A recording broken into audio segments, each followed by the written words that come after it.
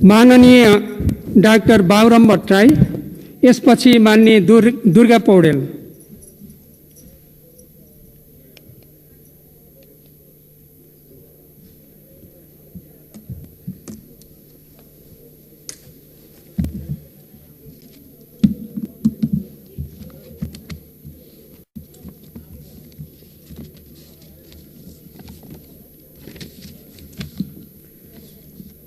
सम्मानीय सभामुख महोदय, 2/3 करिब बहुमत प्राप्त सरकारले लगातार 3 वर्षसम्म बजेट प्रस्तुत गर्ने अवसर प्राप्त गरेको छ। यो एउटा विरलै अवसर हो र माननीय अर्थमन्त्रीजीले 3 वर्षसम्म यी बजेट प्रस्तुत गर्दै आउनुभएको छ र यो विशिष्ट अवसर प्राप्त गर्नुभएकोमा म उहाँलाई बधाई ज्ञापन गर्न चाहन्छु।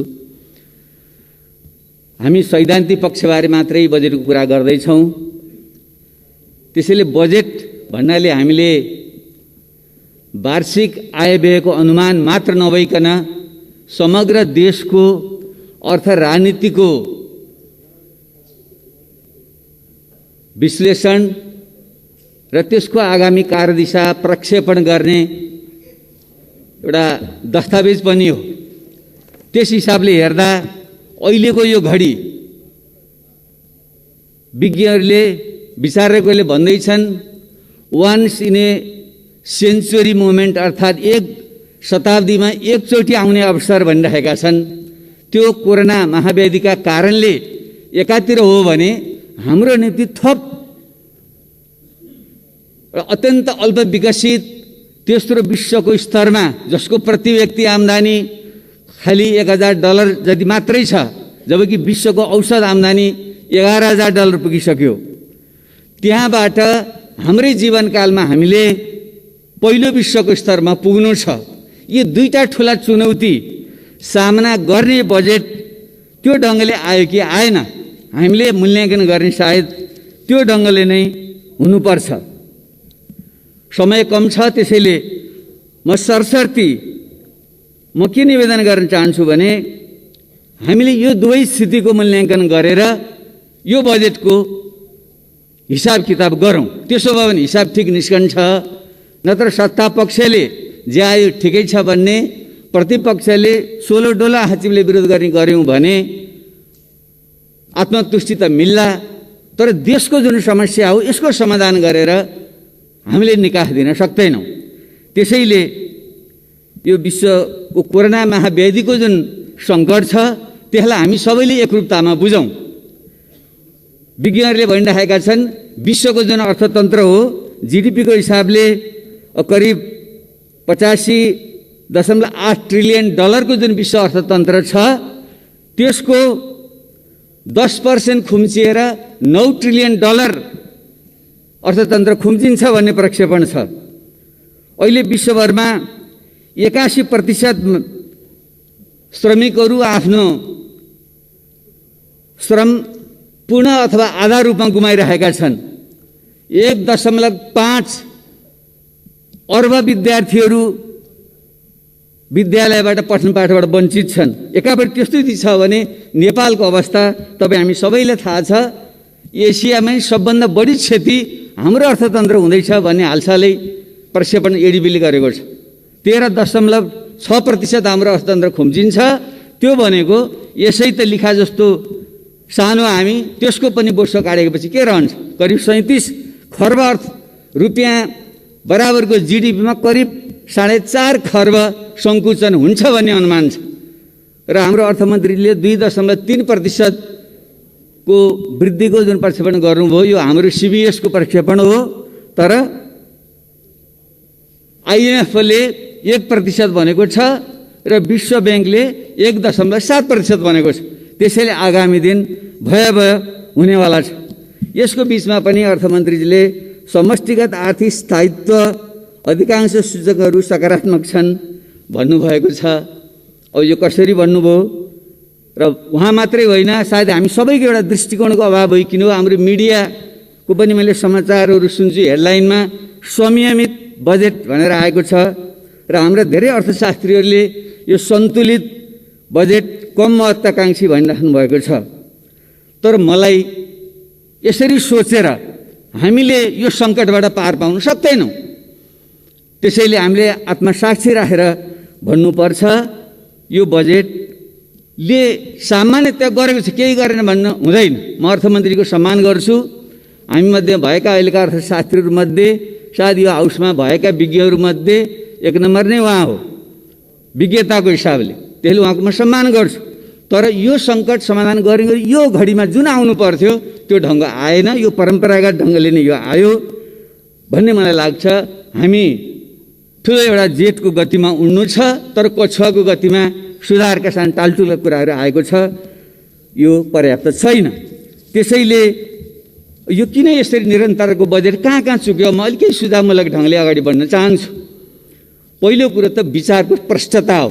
हाम्रो समाज कहाँ छ, यो अर्थतन्त्रको स्वरूप के हो भन्ने विषयमा प्रष्टता आउनु पर्यो।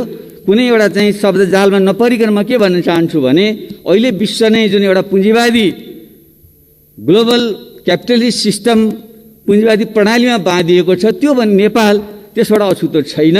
हामी यो प्रकारको किनारा पुँजीवाद पेरिफेरल क्यापिटलिजमको अवस्थामा छौँ। औपचारिक ढङ्गले विश्व अर्थतन्त्रसँग जोडिएको नेपालको राजनीतिक उपरिसंरचनामा पनि एउटा लोकतान्त्रिक पुँजीवादी परिवर्तन आएको कारणले स्वतःमा पुँजीवाद रूपमा बाहिर त पुँजीवाद छ, तर त्यसको अन्तर्यमा आर्थिक सामाजिक शान्ति रूपान्तरण त्यो ढङ्गले भएको छैन। त्यसैले यो विकृत छ, परनिर्भर छ। यसलाई हामीले कसरी राष्ट्रिय औद्योगिक पुँजीवादमा परिणत गर्दै समाजवादको बिउ रोप्ने कसरी जाने भन्ने अहिलेको प्रश्न हो। त्यसले यसमा मैले पोहोर साल पनि सुझाव दिएको थिएँ, अर्थमन्त्रीजी सायद हामी सबै अलिकति अल्मली राखेका छौँ।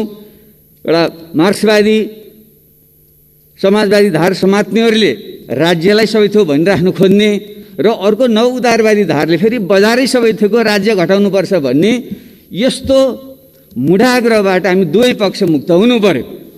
त्यसैले यो बजेट चाहिँ त्यसको अलमलमा अहिले पनि परेको छ। वैचारिक समस्या एउटा त्यहाँनिर छ, यसबारे हामी छलफल गर्न सक्छौँ। अब के त हामीले कुन मोडेल लिने हो त भन्दाखेरि थुप्रै देशका हामीले आफ्नै विशेषतामा जाने हो। म चाहिँ यो पूर्वी एसियाली मोडेल नै हाम्रो निम्ति तत्कालको निम्ति उपयुक्त छ। पुरै बजारलाई छोड्ने पश्चिमा पुँजीवादी मोडेल पनि हाम्रो निम्ति उपयुक्त छैन। राज्यले सबै थोक नियन्त्रण गर्ने हिजोको साम्यवादी मोडेल पनि उपयुक्त छैन।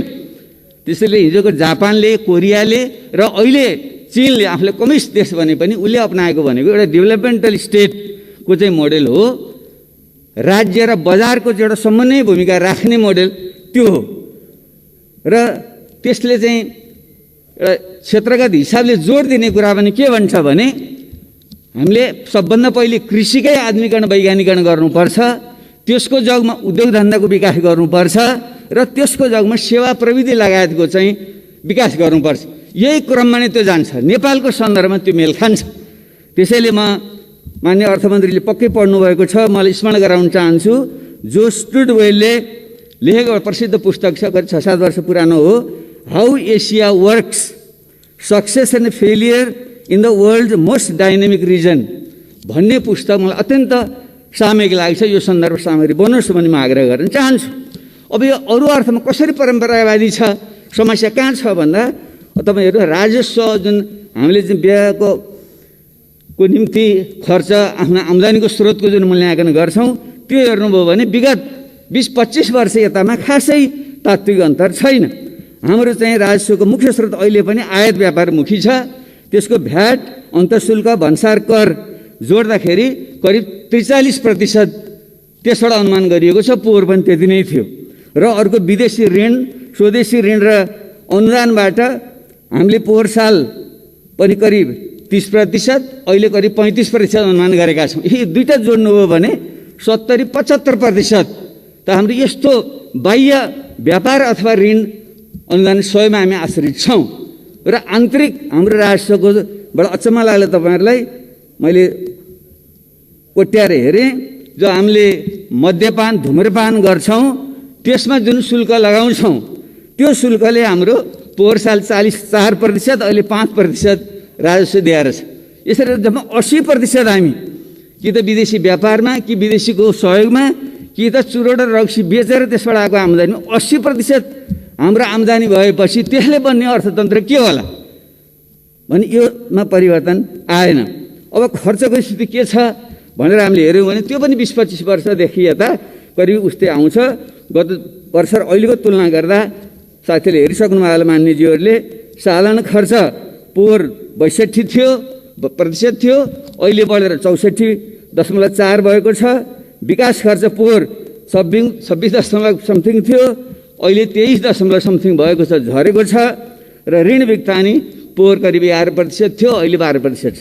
उस्तै छ, हामी जहाँको त्यहीँ छौँ। हामी दौडिरहेको जस्तो लाग्छ, चक्रपथमा जति घुम्यौँ त्यहीँ घुमिराख्ने हो नि त, हामी घुमिरहेका छौँ त्यहीँ। अब हामी वित्तीय संहितामा गइसक्यौँ, हामीले तल बलियो पार्नुपर्ने। अहिले पनि के छ, अहिले पनि माथि नै छ हाम्रो वित्तीय। हेर्नुभयो भने यो 3 वर्षको अर्थमन्त्रीले जुन पेश गर्नुभएको छ, पहिलो वर्ष सङ्घमा 77%, दोस्रो वर्ष 80% र अहिले 75% सङ्घमा राख्नु भएको छ। प्रदेशमा पहिलो वर्ष 23%, दोस्रो वर्ष 20% र अहिले अलिकति बढेर त्यो 25% भएको छ। भने पनि सारमा अहिले पनि त 75%भन्दा बढी केन्द्रमा राखेर कसरी हुन्छ? कमसेकम त्यसलाई हामीले 20%, 50% केन्द्रमा राखौँ, सङ्घमा राखौँ, 20% प्रदेशमा पठाइदिउँ, 30% स्थानीय तह पठाउँ। त्यसो भए पो तल बलियो होला भन्ने मलाई लाग्छ। र जुन अरू विवरणहरू छन्, मन्त्रालयहरूका पुरानै थुप्रै कार्यक्रमहरू दोहोरिएर आएका छन्, त्यसैले यो पुरानोकै निरन्तरता हो। अब गत वर्षको र अहिलेको स्थितिमा आएको चाहिँ कोभिड-19 मुख्य समस्या भएको हुनाले स्वास्थ्य क्षेत्रमा जीवनको प्रश्न भएको, बाँच्न पाउने अधिकार नै प्रमुख चिज भएको हुनाले त्यसमा फोकस हुनु पर्थ्यो। सैद्धान्तिक रूपमा त्यो भएको छ, भएन म भन्दिनँ। तर त्यसको समाधान के त भन्नेको राम्रो योजना बनिएको छ। केन्द्रमा हस्पिटल, प्रदेशका हस्पिटल, स्थानीय तहको बनिएको राम्रै छ। तर के त्यही अनुसार हामीले बजेट विनियोजन गऱ्यौँ त भनेर हेर्दा स्वास्थ्य क्षेत्रको बजेट विनियोजन गत वर्ष 4.84% थियो, 68.78%। यो वर्ष 90 अर्ब भएको छ, त्यो भनेको 6.1% हो। जबकि स्वास्थ्य क्षेत्रमा कमसेकम 10% लगानी गर्नुपर्छ भन्ने मान्यता छ। हामी त्यसको आधा पनि पुगिरहेका छैनौँ। भने यसले कसरी समस्या समाधान गर्ला सोच्न सक्नुपर्छ। र यसमा मलाई लाग्छ अरू कुराको अतिरिक्त हामीले आँट गरेर भन्नै पर्छ, हामी कुनै वैचारिक पिँजडा नबसिकन स्वास्थ्य भनेको सामाजिक दायित्वको क्षेत्र हो, राज्यको दायित्वको क्षेत्र हो। त्यसैले यसको दायित्व राज्यले लिनुपर्छ र निजी स्वास्थ्य जस्तो क्षेत्रमा व्यापार गरिनु हुँदैन। कसैले ठुला अस्पताल खोलुन्, तर त्यो व्यापारिक ढङ्गले हुनु हुँदैन। र एउटा विशुद्ध परोपकारी ढङ्गले गर्छ भने ठिक छ, व्यापारको निम्ति स्वास्थ्य जस्तो क्षेत्र छोड्नु हुँदैन। यसमा हामीले हस्तक्षेप गर्नै पर्छ। त्यसले यो हुनुपर्थ्यो, भएन भन्ने मलाई लाग्छ। र अर्को दोस्रो, यस्तो सङ्कटको बेलामा सबैले खोजेको चाहिँ फेरि राहत र तत्कालीन राहत। जसले चाहिँ रोजगारी गुमाएका छन्, जसले खानपान पाएका छन्, त्यसको विषय प्रमुख कुरा हो। र यसमा चाहिँ अर्थतन्त्र जुन ध्वंस भएको छ, यो कसरी उठाउने भन्ने विषयमा विभिन्न सिद्धान्तहरू छन्। एउटा चाहिँ परम्परागत रूपमा आर्थिक सङ्कट आयो भने त्यो चाहिँ एल सेपले जान्छ अरे। एल जस्तो भएर अलि आएन, यसरी जुन तल ओर्लन्छ, यसरी ओर्लिएको चाहिँ यसो बिस्तारै माथि जान्छ भन्ने चाहिँ सिद्धान्त हुन्छ। तर यो कोरोना महामारी जस्तोमा त्यस्तो नभइकन यो भी सेपको हुन्छ, स्वाट्ठ घट्छ। र यसको यदि भ्याक्सिन खोपहरू पत्ता लगायो भने सट्ठ माथि पनि जान सक्छ। अब त्यो एउटा सम्भावना हो। अर्को सम्भावना यो स्वाट्ठ झर्छ, तर फेरि यु जस्तो भएर यस्तो भएर जान्छ भन्ने अर्को सम्भावना छ। र तेस्रो सम्भावना छ जो गत पहिलेको त स्पेनिस फ्लूको बेलामा भएको थियो, यो चाहिँ डब्लु सेपले एक चाहिँ स्वाट्ठ झर्छ, स्वाट्ठ माथि जान्छ, फेरि स्वाट्ठ झर्छ, फेरि माथि जान्छ। यस्तो डब्लु सेपको पनि हुनसक्छ भन्ने छ। त्यो अहिले हामीले भन्न सक्दैनौँ। त्यसले यस्ता अनुमानको आधारमा हामीले चाहिँ राहतका प्याकेजहरू तत्कालको निम्ति एउटा र दीर्घकालको पुनरुत्थानको निम्ति अर्को ल्याउन सक्नुपर्छ। र हाम्रो सन्दर्भमा अर्को थप विषय चाहिँ के हो भने जुन 60 लाखभन्दा बढी हाम्रा चाहिँ श्रमिकहरू विदेशमा छन्, तिनीहरू सिपसहित, केही ज्ञानसहित, केही सम्पत्तिसहित जो फर्कँदैछन्, तिनलाई तत्काल हामीले यहाँ ल्याएर स्वास्थ्य लगायतको क्षेत्रमा ध्यान दिने र त्यसको उपयोग गरेर अर्थतन्त्र ठुलो रूपान्तरण गर्ने एउटा सम्भावना हुनुपर्छ। त्यसको चाहिँ सँगसँगै हामीले कार्यक्रम आउनु पर्थ्यो र अहिले राहत वितरणको बेलामा हामीले एउटा दीर्घकालीन के काम गर्न सक्थ्यौँ भने जो मानिसहरू अहिले बेरोजगार भएका छन्, खान नपाए बिचुल्ली भएका छन्, पूर्ववक्ता मान्यले भनिसक्नुभयो, मलर सदा, सूर्यबहादुर तामाङ, वीरेन्द्र यादव त भोकले मृत्यु भएकै हो नि। त्यसैले यो त रिपोर्ट भएको कुरा, अरू रिपोर्ट नभएका यस्ता मृत्यु कति भएका छन्। त्यसैले तिनको निम्ति हामीले यस्तो टुक्रे टाक्रे खालको राहतले हुँदैन छ, तर टुक्रे टाक्रे छरिएको छ। त्यसले म त के भन्न चाहन्छु भने यस्तो होइन, हामीले एकीकृत ढङ्गको चाहिँ एउटा प्याकेज चाहिँ बनाऊँ। त्यसको निम्ति सबभन्दा पहिले यस्ता राहत प्राप्त गर्नुपर्ने मान्छे को हुन् त्यसको अभिलेख हामीलाई चाहियो। स्थानीय तह मार्फत एउटा चाहिँ सर्वपक्षीय संयन्त्र बनाऊ, किनकि हाम्रो अत्यन्त दलीयकरण भएको कारणले हामीले आफ्नो नजिककालाई चाहिँ हुने खानलाई पनि राहत बाँड्छौँ र गरिबले चाहिँ नपाउने जुन अवस्था, त्यसमार्फत स्थानीय तहले चाहिँ त्यसको अभिलेख चाहिँ गरोस् र त्यसलाई डिजिटलाइज गरौँ र ब्याङ्क प्रणाली मार्फत चाहिँ सिधै उनीहरूले चाहिँ क्यास ट्रान्सफर नगद चाहिँ उनीहरूलाई पठाइदिने त्यो व्यवस्था हामीले गर्न सक्छौँ। त्यसो गरियो भने मैले मोटामोटी हिसाब निकालेको थिएँ, अहिले हामीले चाहिँ करिब 17% गरिबको रेखामुनि मान्ने हो भने त्यो करिब 10 लाख परिवार हुन्छ। ती 10 लाख परिवारलाई महिनाको 5,000 का दरले ब्याङ्कमा चाहिँ हालिदिने हो भने करिब 60 अर्ब भए पुग्छ। जबकि 1 खर्बभन्दा बढी हामीले अहिले यो सामाजिक सुरक्षामा खर्च गरिरहेका छौँ। त्यसले त्यसैमा यही रकमभित्रबाट त्यो व्यवस्थापन हुनसक्छ। उदाहरणको निम्ति हामीले वृद्ध भत्ता दिएर मेरो बालाई वृद्ध भत्ता किन चाहियो भने त्यो रोक्न सक्यो भने त अर्को मान्छेले पाउँछ नि। त्यसैले एकीकृत ढङ्गले चाहिँ यसरी चाहिँ एउटा बनाएर हामी जान सक्यौँ भने त्यो हुनसक्छ। त्यसका निम्ति धेरै मोडेलहरू छन्, म अहिले त्यहाँनिर जान चाहिनँ। अब त्यसैले म अब कहाँनिर आउँछु भने अहिले केही सुझाव ढङ्गले मलाई समयले बिदा दिँदैछ। त्यसैले मैले केही 5-7वटा 8-10वटा केही पोइन्ट मैले भन्न खोजेको थिएँ। यसको साँच्चै नयाँ ढङ्गले जाने हो भने के गर्ने त?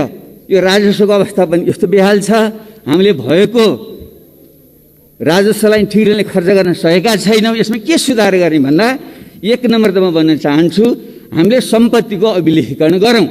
हाम्रो कृषि प्रधान जुन अर्थतन्त्र हो, बाबुबाजीको पालादेखि कति सम्पत्ति हो भने हाम्रो थाहा छैन। त्यसैले त्यसको अभिलेख गरौँ, कम्प्युटराइज गरौँ र सम्पत्ति माथि पनि कर लगाउनुपर्छ हामीले।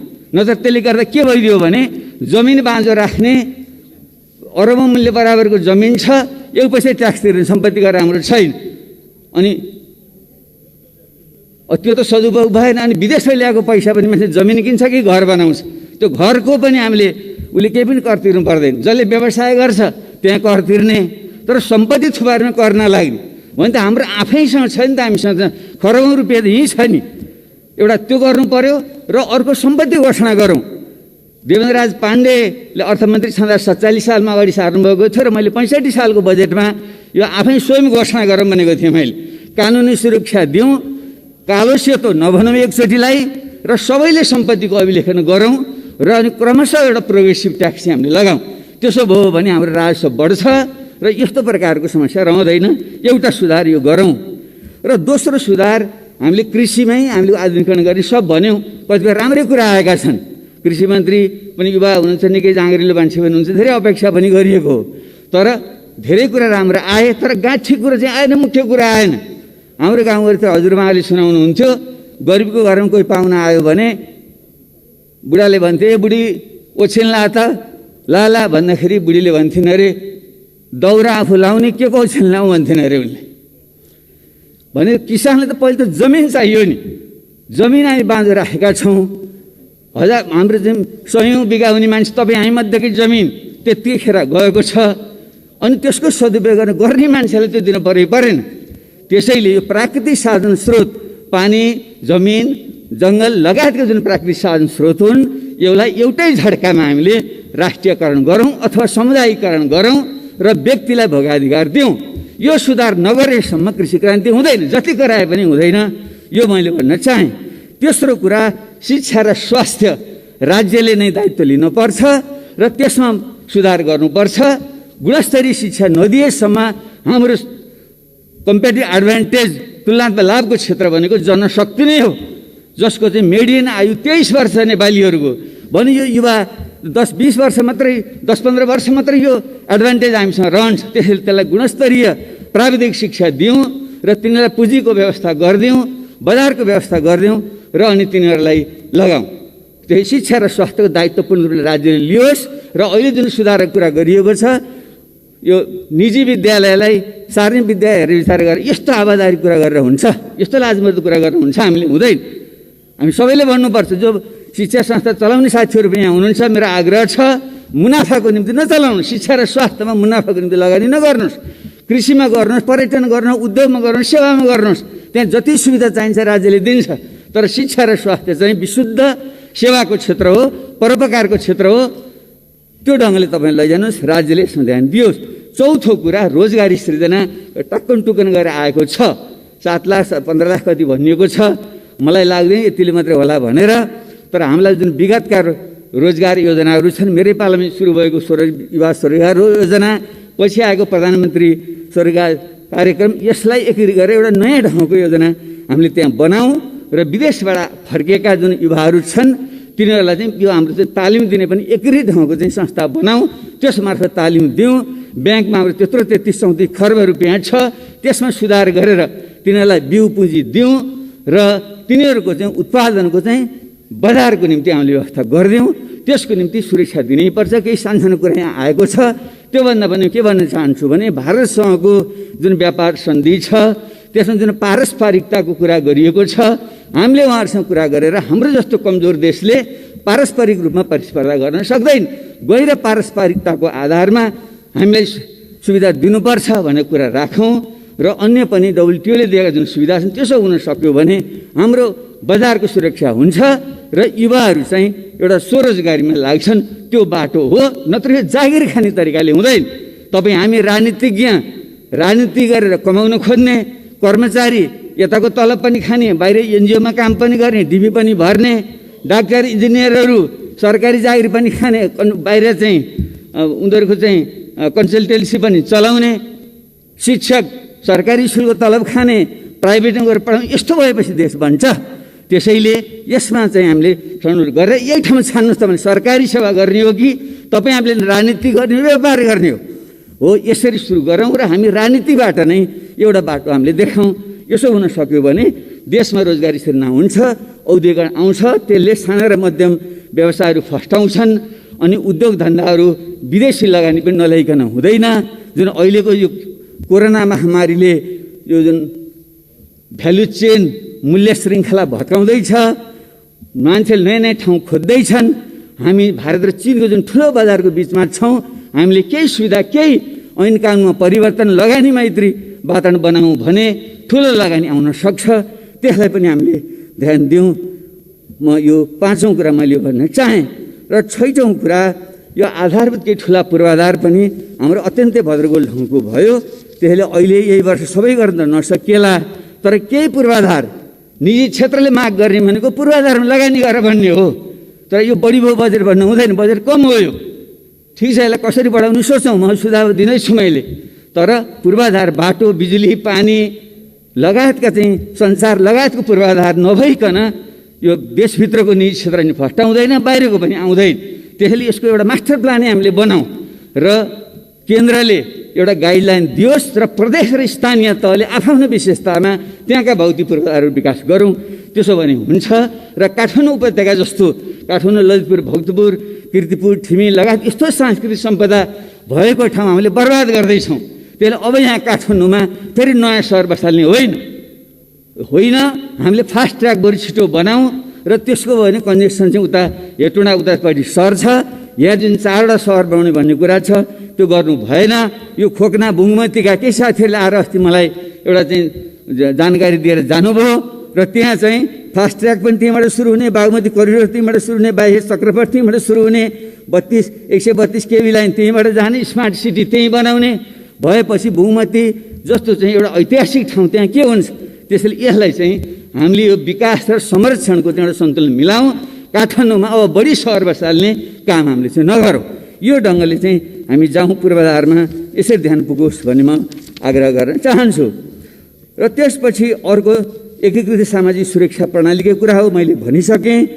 यो नोबेल पुरस्कार विजेता दम्पति जो बनर्जी र डुफ्लोले एउटा मोडल तयार गर्नुभएको छ। उहाँले युबिआई भन्नुहुन्छ, युनिभर्सल अल्ट्रा बेसिक इन्कम।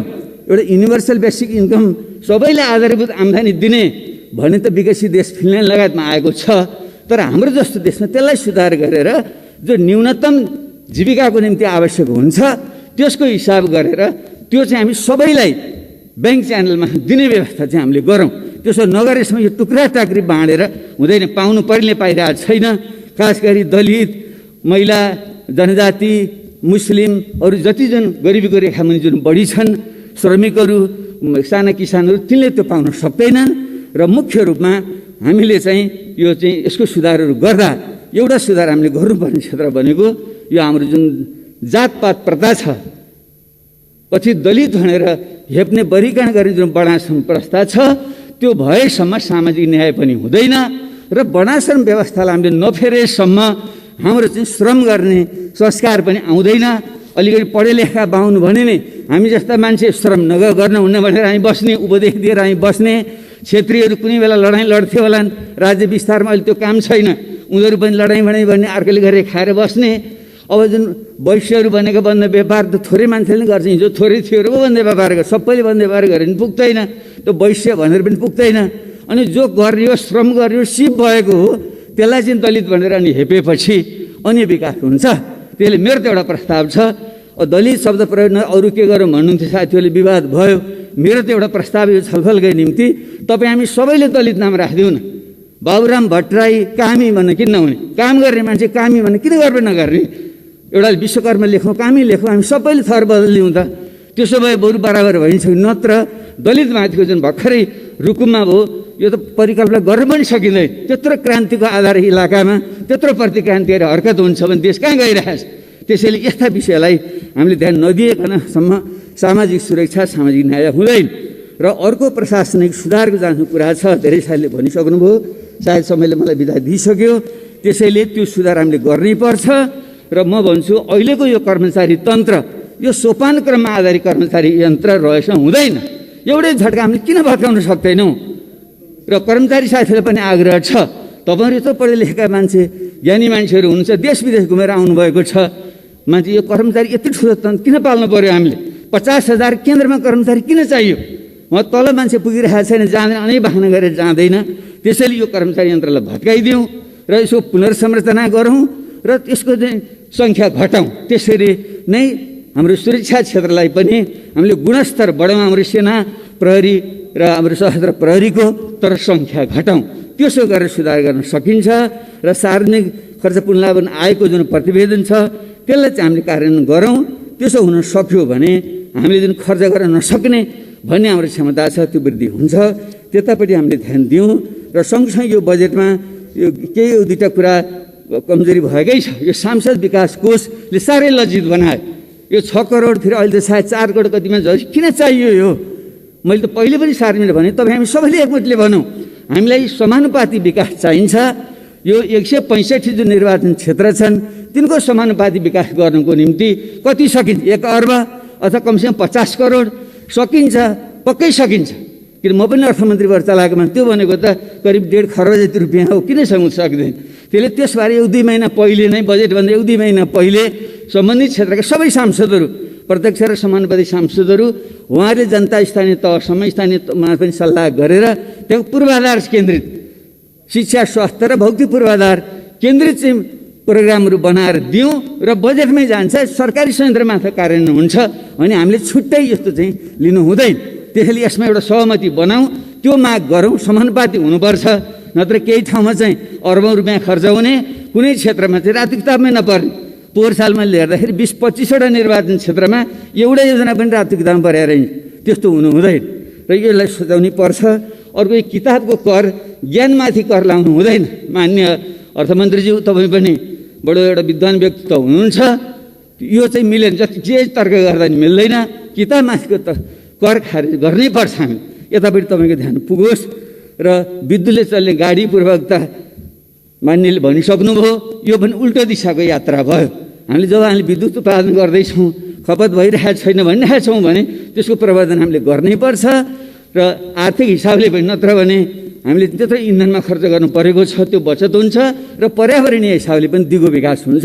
यसलाई हामीले चाहिँ सच्याउँ, म यो आग्रह गर्न चाहेँ। र अब अन्त्यमा यो संहिताको विषय त अत्यन्त मार्मिक ढङ्गले पूर्ववक्ता मान्यले राख्नुभयो। यसमा हामीले गम्भीरतापूर्वक लिनै पर्छ। हामी संहिता त्यत्तिकै गएको होइन, जनताको रगत पसिनाबाट संहिता आएको हो र देशको आवश्यकताले ल्याएको। यो देशको जुन जातीय क्षेत्रीय विविधता छ त्यसलाई सम्बोधन गर्न, जुन असमान विकास छ त्यसलाई सम्बोधन गर्न आएको हो। त्यसैले यसलाई गम्भीर ढङ्गले कारण गरौँ। यसका अपूर्णताहरू छन्, त्यो अपूर्णताहरूलाई संविधान संशोधन गरेर हामीले चाहिँ पुरा गरौँ। र सँगसँगै म एउटा कुरा फेरि पनि मैले पटक पटक भनेको छु, स्वच्छ उसमा परेको छ नि त बजेटमा, तर पूर्णता भएन। हामीले यस्तो गर्नु भएन। शान्ति सम्झौता भएको 14 वर्ष भइसक्यो, अहिलेसम्म पनि त्यो फेरि गरिनै छ। प्रत्येक वर्ष आउने जस्तो त्यो नबनाउँ। हामीले त्यो टिआरसी र बेपत्ता सम्बन्धी आयोगको काम टुङ्गो लगाएर तिनीहरूको पनि समस्या हामीले चाहिँ हल गरौँ। र अन्त्यमा हाम्रो परराष्ट्र मन्त्रीजीलाई मैले देखिरहेको छैन। हाम्रो देशको साँच्चै नै विकास गर्ने हो भने अब हामीले भारत र चीन बिचको जुन हाम्रो अवस्थिति छ, चीनको पहिलो अर्थतन्त्र हुँदैछ, भारत तेस्रो अर्थतन्त्र हुँदै, यसको बिचमा रहेर हाम्रो भूराजनीतिलाई सन्तुलन गर्न नसकेसम्म हुँदैन। एकापट्टि हाम्रो भौगोलिक अखण्डता, सार्वभौमसत्ता, स्वाधीनताको रक्षा गर्नु छ। यो भूखण्डकै सबभन्दा पुरानो राज्य हुनाले त्यसमा हाम्रो गर्व छ, नेपालीत्वमाथि हामी सबै गर्व छ। तर यसलाई चाहिँ हामीले साँच्चै रक्षा गर्ने हो भने एउटा त यो भूराजनीतिको सन्तुलन मिलाउने स्पष्ट नीति हामीले एउटा बनाऊँ। र यसको निम्ति म फेरि पनि एउटा उदाहरण, एउटा रेफरेन्स मैले दिन चाहन्छु। आजै मैले पनि यो ज्यारेड डायमन्डको किताब अपहिभल भन्ने उनले लेखेका छन्। र त्यस upheaval how nations cope with crisis in change भनेर 7वटा देशहरू, America, Japan, Germany, Finland, Chile, Australia लगायतका देशहरूले कसरी आफ्नो सङ्कटबाट पार गरेर आफ्नो देशलाई अगाडि बढाए भनेका छन्। तीमध्ये फिनल्यान्ड जस्तो अमेरिकाको यो रुसको चाहिँ पुरै अर्धउपनिवेशस्तो भएर बस्यो। दोस्रो विश्वयुद्धमा को ताका त्यति बेला स्टालिनले झन्डै त्यसलाई खाइसकेका थिए। त्यति बेला जुन बुद्धि पुर्याएर तिनीहरूले स्टालिनसँग पनि एउटा राम्रो सम्बन्ध राखेर, पश्चिमाहरूसँग राम्रो सम्बन्ध राखेर जसरी आफ्नो स्वाधीनताको रक्षा गरे, त्यो मोडेल हाम्रो अत्यन्तै काम लाग्ने मैले देखिरहेको छु। त्यसैले यो ढङ्गले जाउँ। अहिले हाम्रो जुन लिपुले, कालापानी लगायतको क्षेत्रको सुगौली सन्धिले हामीले दिएको हाम्रो भूभाग हो, त्यसमा कुनै विवाद छैन। आमा र मातृभूमि प्रतिको लोयल्टी नहुने मान्छे हुँदैन। त्यसैले त्यसमाथि हामीले शङ्का गर्नु हुँदैन। हाम्रा एउटै आमाका सन्तान मध्ये कोहीले आमालाई बढी माया गर्छ, म चाहिँ बढी गर्छु, भाइ बहिनीले गर्दैनन् भन्न मैले ठाने भने बुझ्नुपर्छ मेरो नियत खराब छ। मैले अंश बन्नमा हेराफेरि गर्दैछु। त्यस्तै एउटै देशका विभिन्न जाति समुदाय मध्ये एउटा देशभक्त अर्को देशद्रोही भन्न थाल्यौँ भने त्यहाँ बुझ्नुपर्छ। त्यहाँ पनि राष्ट्रिय भागभण्डाको कुरा, उसको अधिकारको भागभण्डा, पहिचानको भागभण्डाको कुरामा झेल हुँदैछ भनेर हामीले बुझ्नुपर्छ। हामी सबै देशभक्त हौँ। त्यसैले यस्तो विषयमा हामीले साझा सहमति बनाएर जुन नक्सा जारी भएको छ त्यो पहिले हुनुपर्थ्यो, ढिलै भए पनि भयो। अब त्यसको बारे हामीले हाम्रो चाहिँ जो संविधान संशोधन गरेर यसलाई वैधानिकता दिँदैछौँ, त्यसलाई हामी सबैले सर्वसम्मतिले पारित गर्ने वातावरण बनाऊँ। त्यसको निम्ति सबैको विश्वास लिउँ।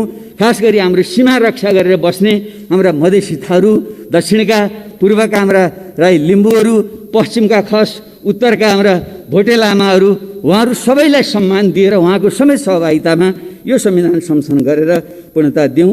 त्यसो भने दिगो शान्ति हुन्छ। यिनै शब्दका साथ म यहाँलाई आग्रह गर्न चाहन्छु, अब यो कमिलाको अथवा कक्षाको गतिले हुँदैन। हामीले एउटा तीव्र टेकअफ गर्नु छ। तपाईँ हामीले सबैले थाहा छ, हवाईजहाज उड्दाखेरि जब सुरुमा गुण छ 240 देखि 285 किलोमिटर प्रति घन्टाको वेगमा कुदेपछि मात्रै त्यहाँ टेकअफ हुन्छ, उडान भर्छ। त्यसले हाम्रो अर्थतन्त्रलाई पनि त्यसै नै उडान भर्ने हो भने हामीले साहस गर्नै पर्छ।